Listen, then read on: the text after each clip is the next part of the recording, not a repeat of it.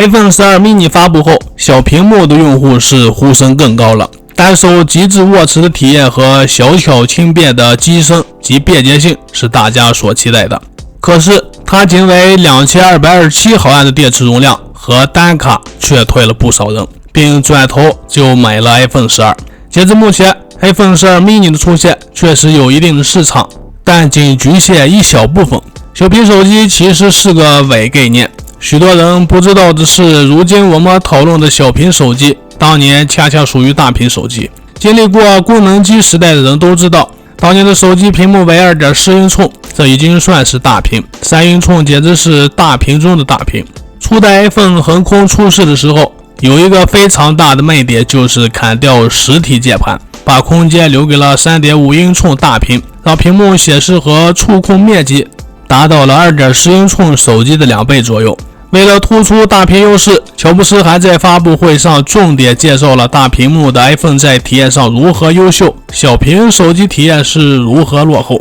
市场数据是检验产品的最好标准。随后几年手机销售数据证实，大屏手机果然备受消费者喜爱。哪怕很多人在购买 3.5 英寸 iPhone 前认为砍掉实体键盘扩大屏幕是一种极其愚蠢的决定，但入手 3.5 英寸大屏 iPhone 后都没觉得后悔。正是看到了大屏能带来更优秀的体验，很多厂商开始把手机屏幕尺寸越做越大，10英寸、4.3 英寸、4.7 英寸、5.2 英寸一路飙升到了7英寸左右。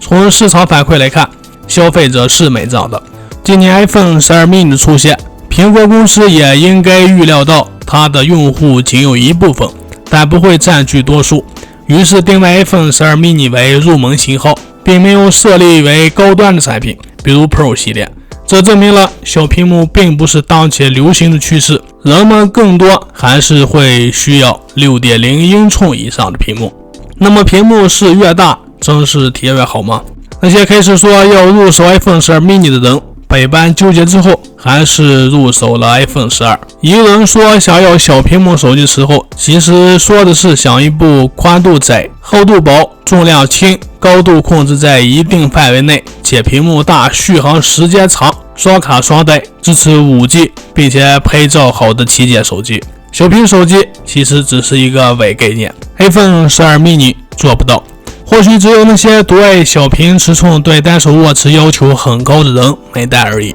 大众消费者还是会选择更大一号的屏幕尺寸。如果小屏党真的只是在乎手机尺寸，而可以舍弃高容量的信息输出和输入，那么诺基亚也许现在还在存活着。市场事实却是，哪怕仅仅牺牲一部分影音体验的小屏手机，都很难卖出同品牌大屏手机的销量。不是手机厂商不想在小屏手机上下功夫，而是他们也精明，知道我们消费者的话不可确信。最后 iPhone 12系列今年为什么要做成直角边框？这是致敬经典还是技术改良？ iPhone 12系列在外观设计上和上一代最大的不同之处在于回归了 iPhone 4时代的直角边框设计。业界猜测苹果这么做是为了致敬一代经典 iPhone 4的做法，而现在新的消息表明，